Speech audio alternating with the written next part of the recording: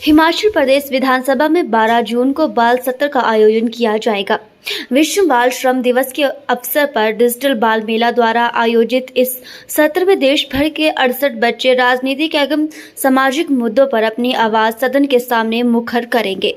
हिमाचल प्रदेश विधानसभा अध्यक्ष कुलदीप सिंह पठानिया ने बताया कि ये बच्चे हिमाचल प्रदेश शिक्षा विभाग के तत्वाधान में 3 माह तक चले बच्चों की सरकार कैसी हो अभियान के तहत चुने गए हैं। इसमें सरकारी गैर सरकारी स्कूलों के कुल 1085 बच्चों ने अपनी समस्याओं और उनके सुझाव पर वीडियो बनाया और रजिस्टर किया, जिसकी अवधि 1 अप्रैल से 25 मई तक रखी गई थी। बच्चों की एंट्रीज देश भर के कुल 9 राज्यों से आई हैं, जिनमें हिमाचल प्रदेश, राजस्थान, पंजाब, उत्तराखंड, उत्तर प्रदेश, दिल्ली, गुजरात, असम, बिहार राज्य शामिल हैं। जी, मैं लॉरेटो कॉन्वेंट तारा हॉल की 7वीं की छात्रा हूँ। मेरी जो पहली प्राथमिकता रहेगी वो रहेगी कि मैं चाहती हूँ कि सब स्वास्थ्य पे ध्यान दें, क्योंकि अगर कोई स्वस्थ रहेगा तभी उसको विद्या दी जा सकती है, तभी उसको बाकी चीज़ें दी जा सकती है।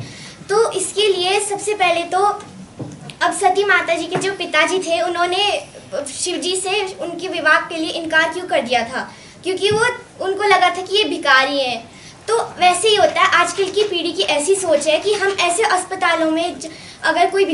बीमार पड़ता है तो ऐसे अस्पतालों में ले जाएं जो दिखने में अच्छे हो, जिनमें अच्छी फैसिलिटीज़ हों। तो वैसे तो इसके हिसाब से सरकारी अस्पतालों में फैसिलिटीज़ आजकल भी हैं, मगर जो प्राइवेट अस्पतालों में उनमें थोड़ी ज़्यादा होती है। इसलिए मैं चाहती हूँ कि सरकारी अस्पतालों में भी थोड़ी ज़्यादा फैसिलिटीज़ हो है जो वो शिक्षा से रिलेटिव छोड़ रहे हैं, क्योंकि आजकल के बच्चों को साइंस पढ़ा रहे हैं, ठीक है, जो उनका सब्जेक्ट है वो नहीं पढ़ाया जा रहा है, लेकिन हमारे जो धार्मिक ग्रंथ है वो छूट रहे हैं। 3rd से संस्कृत पढ़ाई जाएगी, ठीक है, +1 +2 में संस्कृत नहीं है। मेरा फेवरेट सब्जेक्ट संस्कृत है, मैं अपना पर्सनल एक्सपीरियंस बताती हूँ, परंतु मेरे विद्यालय में संस्कृत है नहीं, जिस वजह से मुझे शायद फागली जाना पड़ता, वहाँ पे मुझे पढ़ना पड़ता। संस्कृत भी एक ऐसा सब्जेक्ट है जो हो सकता है कि +1 +2 में रखा जाना चाहिए, क्योंकि बच्चे आज के जनरेशन के हिसाब से सब पढ़ रहे हैं, परंतु अपनी संस्कृति को छोड़ रहे हैं, जो कि गलत बात है। अपनी संस्कृति को साथ लेकर बच्चों को चलना चाहिए। इसलिए जो भी शिक्षा मंत्री है या फिर जो राजनेता जो भी हमारे भविष्य में आने वाले हैं या अभी है, उन्हें शिक्षा पर थोड़ा सा और ध्यान देने की आवश्यकता है।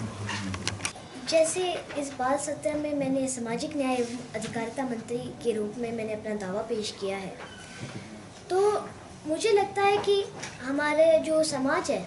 उसमें कई ऐसे कमज़ोर वर्ग हैं जिनकी तरफ बहुत कम ध्यान दिया जाता है। जैसे हमारे विशेष बच्चे हो गए। अब मैं अगर आपको बताऊं तो पर्सनली जो मेरे बड़े भैया हैं वो भी एक स्पेशल चाइल्ड है, तो इसलिए मैंने देखा है कि उन्हें क्या क्या प्रॉब्लम्स पड़ती है, उन्हें क्या क्या दिक्कतें होती है। तो उसमें से एक छोटी सी दिक्कत मुझे ये लगती है कि जो ये विशेष बच्चे होते हैं इनके लिए सेंटर ज़्यादातर आज के टाइम में प्राइवेट है, जिनकी वजह से इन बच्चों को जो इनकी जो केयर करना चाहते हैं लोग, उन्हें उनकी सैलरी नहीं मिल पाती, उन्हें उनकी जीविका नहीं कमा पाते वो। और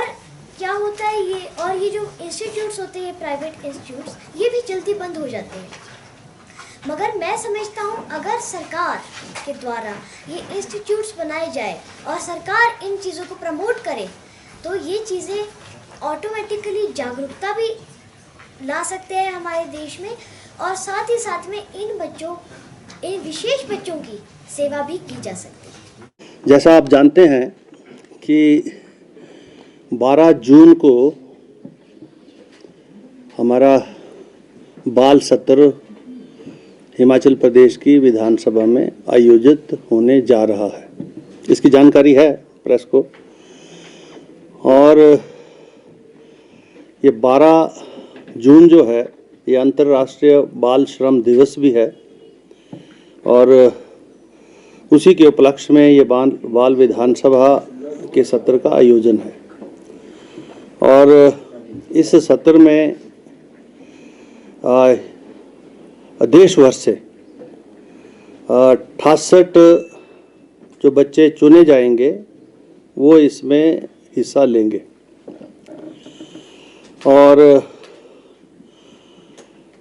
अब ये जो बच्चे आज यहाँ हैं ज़रूरी नहीं है ये चयनित है, क्योंकि इसकी जो चयन की जो प्रक्रिया है, जैसा आप जानते हैं कि 1 अप्रैल को ये प्रक्रिया शुरू हुई थी और ये 25 मई तक चली, जिसमें जो फ्यूचर जो सोसाइटी ऑफ इंडिया है वो एनजीओ जो है इसका आधार है, और बाल मेला जो इसका आयोजन कर रहा था। यानी बाल मेला में इस बच्चे ही उसके टोटल जो व्हाट्सएप पर जो डिजिटली जो बच्चे जुड़ रहे थे देश भर से, वो सारी प्रक्रिया वहाँ जो है उस बाल मेला के माध्यम से हो रही थी। तो इसमें तकरीबन 1085 के करीब बच्चों ने इसमें पार्टिसिपेट किया, जिन्होंने अपने डिजिटल मीडिया के माध्यम से अपने जो है ऑडियोस भेजे, और वो उस जो बाल मेला की जो समिति है उसके माध्यम से वो वहाँ पर वो चयनित हुए। अब एक चयनित तो अभी हुए नहीं हैं, 68 तो नहीं हुए, लेकिन उसमें से 585 ऐसे बच्चे थे जिन्होंने जो विषय थे उन विषयों को समय अवधि के अंदर उसमें रखा, और 285 उसके बाद ऐसे थे जिनके विषय जो थे वो जिन मुद्दों के ऊपर विधानसभा बाल सत्र आयोजित होगा उन विषयों को लेकर उनके ऊपर जो उनके विचार थे और जो उनकी परिपक्वता थी वो उसमें देखी गई। अब ये 285 बच्चे जो लास्ट हैं, इसके बाद आज तक 68 बच्चों का चयन होगा, और ये होगा जो फ्यूचर सोसाइटी ऑफ इंडिया है जो राजस्थान में स्थित है, और बाल मेला जो आयोजन के जो बाकी सदस्य हैं वो मिलकर इसको कर रहे हैं। और इसमें तकरीबन 50,000 बच्चों ने हिस्सा लिया है, और हिमाचल प्रदेश के भी इन 1058 बच्चों में से मेरे ख्याल नियरली 950,000 के करीब हिमाचल प्रदेश के बच्चों ने इसमें हिस्सा लिया, और वो चाहे 17 साल की आयु से कम, और चाहे वो स्कूल जाते थे या स्कूल उन्होंने छोड़ दिया था, लेकिन जिस भी बच्चे ने इसमें पार्टिसिपेट किया और जो है उसमें जो मुद्दे की राजनीतिक तौर पर जो, क्योंकि बच्चे जो है भविष्य है,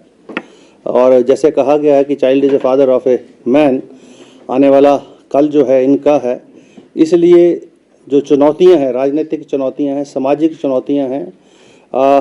उसके दृष्टिगत ये जानकारी बच्चों में पैदा हो, और हमारा जो सिस्टम है, जैसे लोकतंत्र प्रजातंत्र के सिस्टम में चुने हुए प्रतिनिधियों का एक अहम स्थान है, और इस विधानसभा या पार्लियामेंट के माध्यम से हम क्या करते हैं उसकी जानकारी जो है इन बच्चों को मिले, और ये बच्चे ही उस दिन मुख्यमंत्री के रूप में, स्पीकर के रूप में,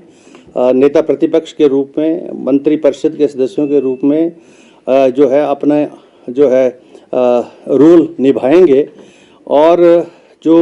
देश भर के जो मुद्दे हैं, जो ज्वलंत मुद्दे हैं, उसके ऊपर ये विचार विमर्श और चर्चा करेंगे। तो उसी संदर्भ में 68 बच्चों को चुना जाएगा अभी, और मुझे लगता है कि ज़्यादातर बच्चे हिमाचल प्रदेश से होंगे, क्योंकि हिमाचल प्रदेश के बच्चों ने ज़्यादा इसमें हिस्सा लिया है। वैसे तो ये हमने देश भर से बच्चों से आग्रह किया था, लेकिन 9 स्टेटों ने अधिकतर इसके अंदर अपना योगदान दिया, जिसमें हिमाचल प्रदेश है, पंजाब है, हरियाणा है, बिहार है। तो ऐसे ऐसे जो राज्य हैं उसमें राजस्थान है, गुजरात है, यहाँ से जो बच्चों ने